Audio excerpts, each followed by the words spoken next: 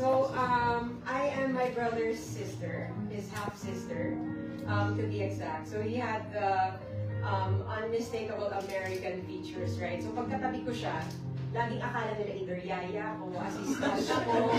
Kasi yung Asian, yung complete Asian package eh. So minsan, pag akala nila jowa, parang bakit yan? Parang gano'n yung pakiramdam ko. Parang hirap naman tumabi. I'm sure yung brother ko ganyan din nararamdaman kasi medyo, hindi naman sila super hawig, right? So, yun nga, laging, he was always getting all of the attention. So while I don't exactly love attention, I know people often assume that was either a friend or his yaya. But no, we grew up together in a beautiful, chaotic, blended home with, with so much different personalities. Kasi daddy was Chinese, tapos si mama from her previous relationship, so tatlo sila na kinakasama ko, right? So maraming drama. Sabi ko nga parang pwede, kung pwede lang i-air sa GMA gabi-gabi, pwede, kaya. So our childhood, let's just say, was formative. So he flew kites on our roof. So sa bubong ng bahay namin, umakyat sila dati. Lagi nila akong iniiwan doon, mag-isa.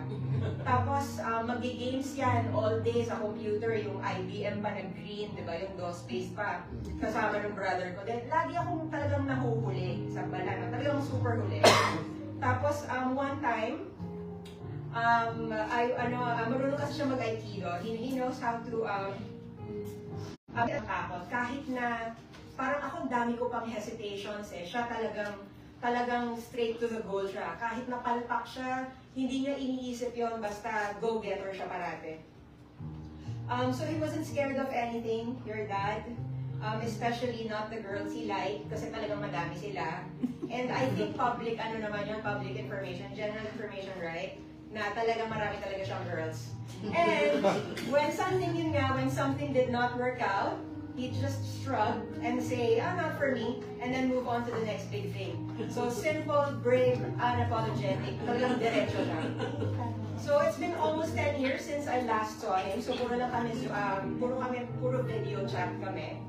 And thank goodness for messaging apps.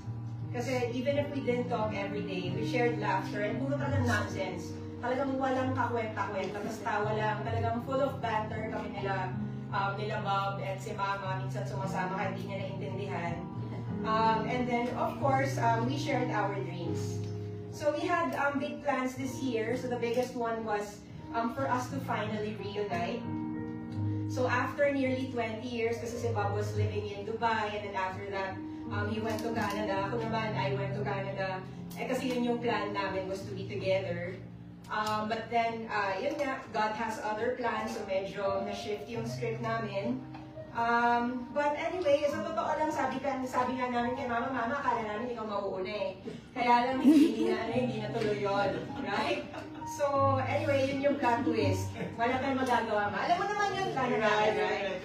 So, sabi ko nga, what I'll cherish the most about Red is yung mga heart-to-heart talk namin after our meetings, yung talagang after ng video call namin, tatawag ulit yan sa akin. So, share lang siya ng kung anong problema niya, kung anong meron. So, ako naman, deep inside me, parang wow, parang feeling ko may VIP access ako ngayon na. Parang pag tumanda ka, parang you appreciate that connection with him kasi. So, nung bata kasi ako, parang hindi nga kami, laging si brother yung kasama niya. Kasi babae rin ako and I'm younger than him for parang 8 years. So parang nung tumanda kami, parang naging closer kami. And parang parang in secret, parang ay ang saya nito, parang chosen ako. Parang ganon. Pero hindi nila alam yun syempre, no? Pero yeah, I loved it talagang sa totoo lang talagang minahal ko rin siya because of that. So I'll miss his corny jokes na feeling ko, pa-corny habang tumatanda talaga siya, parang ano ba to? Parang totoo ba to? I'll miss yung mga effort niya to check in kasi siya yung laging bumubuhay sa chat group namin. So laging, oy, hello, bakit parang tahimik dito, it's always quiet. Kasi ako tinatamad, or laging nasa labas, or si Mama naman, she's not checking her phone. Or si Bob din naman is busy with church and stuff like that. Meron din siyang sariling family. So, siya yung bumubuhay ng chat group namin. Tapos, I'm not supposed to be sharing this, pero he loves to, so excuse this word, pero he loves to fart with my brother.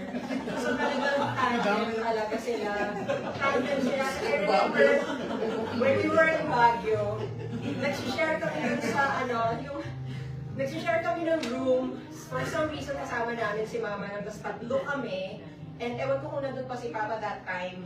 Tapos biglang wala lang, put, as in ganun-ganun sila, parang akala mo parang nagko-concert doon.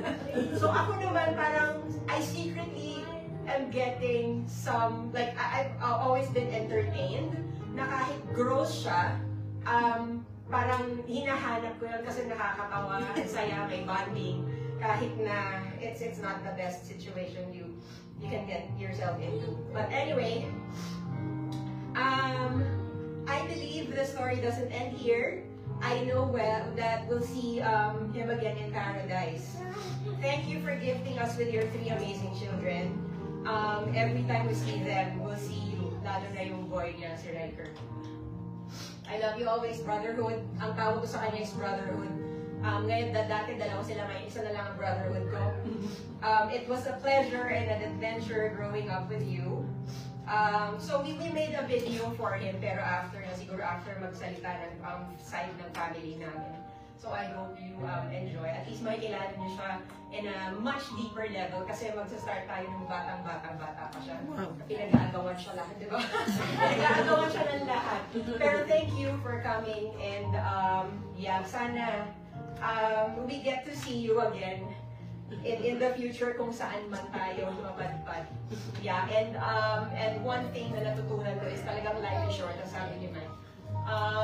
Na wala tayong control sa kahit saan. So for me, talagang the only purpose in life is just to worship God. Kasi wala ka talagang, there's just nothing. Wala kang madadala sa kahit ano. Pag namatay ka today, hindi mo madadala kahit ano. So that's our end goal, is just to worship Him, and that's it. So all we have to do is just worship God and love each other and just be kind. And that's it. Hope to see you all again soon.